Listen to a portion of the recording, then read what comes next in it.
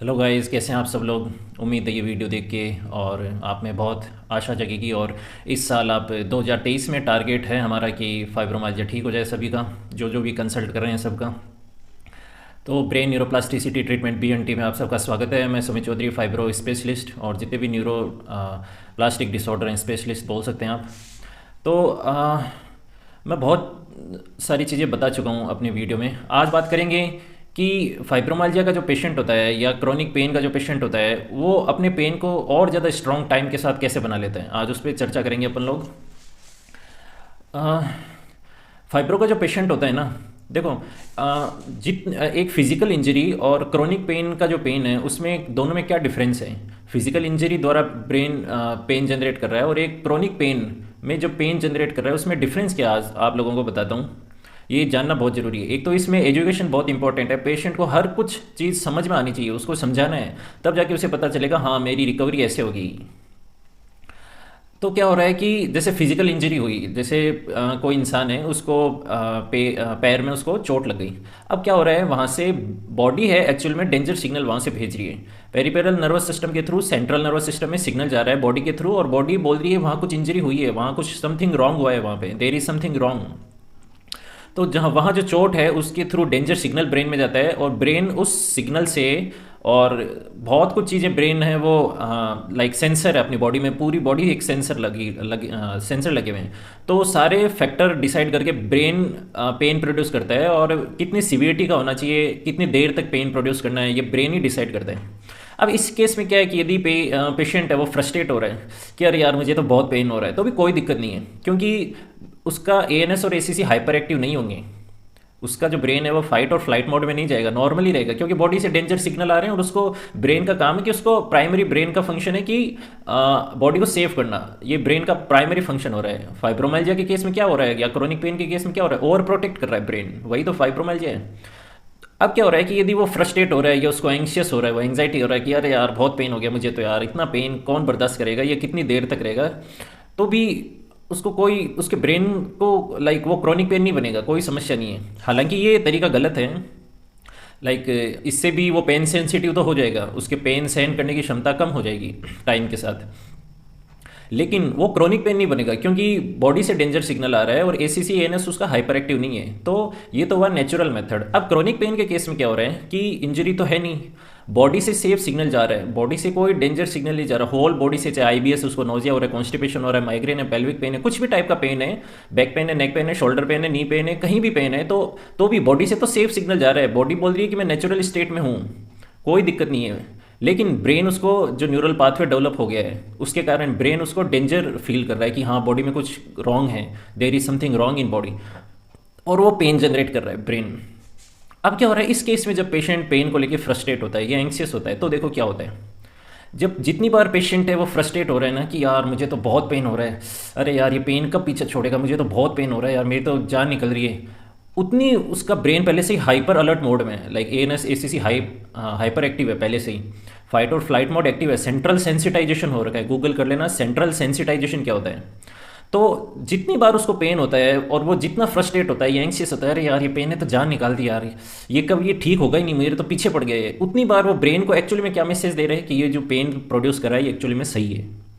Like brain खुद feel कर रहा है कि हाँ इसका मूड ऑफ है, इसको वाकई में कोई प्रॉब्लम है इसलिए इसका मूड ऑफ है, ये फ्रस्ट्रेट हो रहा है, इसको कुछ प्रॉब्लम है इसलिए ये फ्रस्ट्रेट हो रहा है, हाँ ये पेन जो जनरेट कर रहा हूँ वो सही है, और कंटिन्यू वो पेन जनरेट करता रहता है। अब पेन से क्या होता है, फियर जनरेट होता है, और फियर क्या करता है, ब्रेन को और हाई अलर्ट मोड में डालता है, और ब्रेन क्या करता है और ज़्यादा पेन डेवलप करता है। तो टाइम के साथ ये साइकिल चलती रहती है चलती रहती है, और उसका पेन और स्ट्रॉन्ग बनता जाता है और स्ट्रॉन्ग बनता जाता है, और उसकी फिर फिजिकल एक्टिविटी लिमिटेड हो जाती है। लाइक उसके दिमाग में ऐसे हो जाता है कि नहीं नहीं नहीं, इससे ज़्यादा मेरे को फिजिकल एक्टिविटी नहीं करनी, अदरवाइज मुझे पेन हो जाएगा।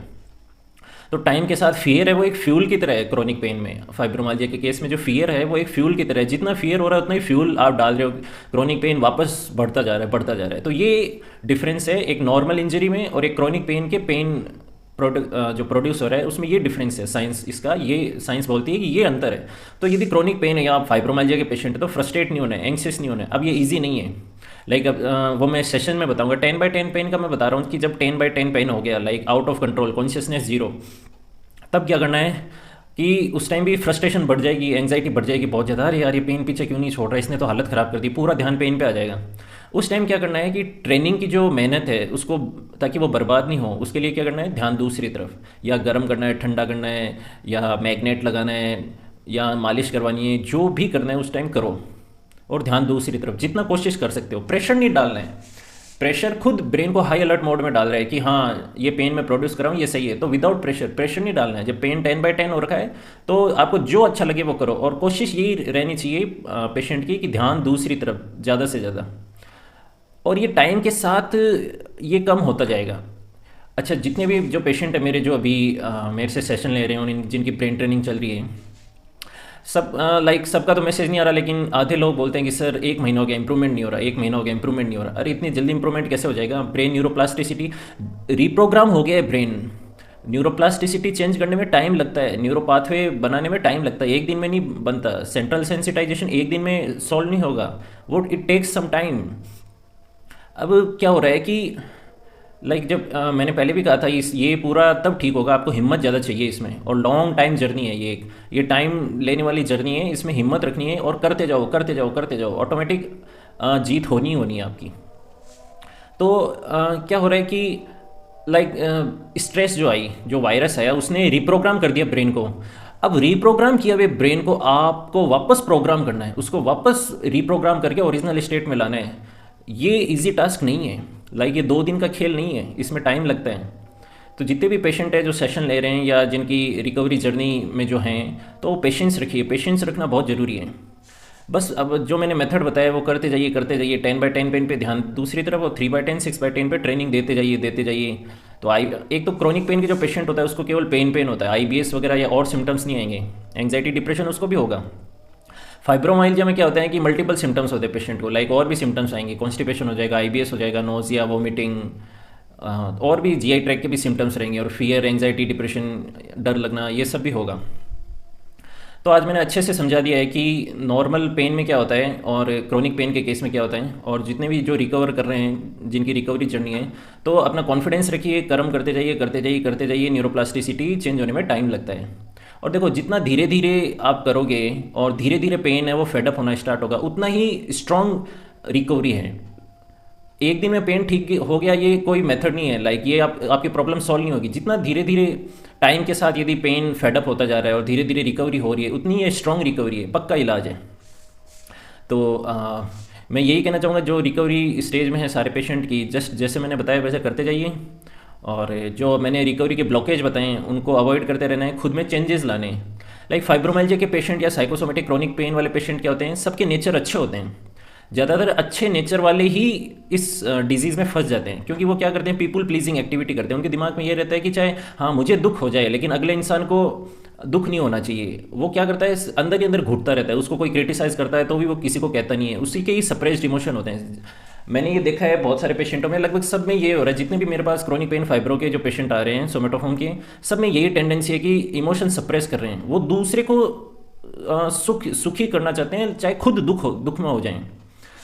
तो देखो, जो फाइब्रो जिनको नहीं हुआ है और वो ये वीडियो वो देख रहे हैं, उनके लिए भी मैं कहूँगा कि आपकी मेंटल हेल्थ है वो सबसे बड़ी आपकी हेल्थ है। यदि मेंटल हेल्थ हाथ से निकल गई ना, तो बहुत कुछ हाथ से निकल जाएगा। जो फाइब्रो के पेशेंट है वो देख ही रहे हैं, सप्रेस्ड इमोशन, हम किसी से शेयर नहीं करते और अंदर ही अंदर घुटते रहते हैं, तो फाइब्रो जनरेट हो जाता है और उसके कारण ज़िंदगी की क्या हालत हो जाती है।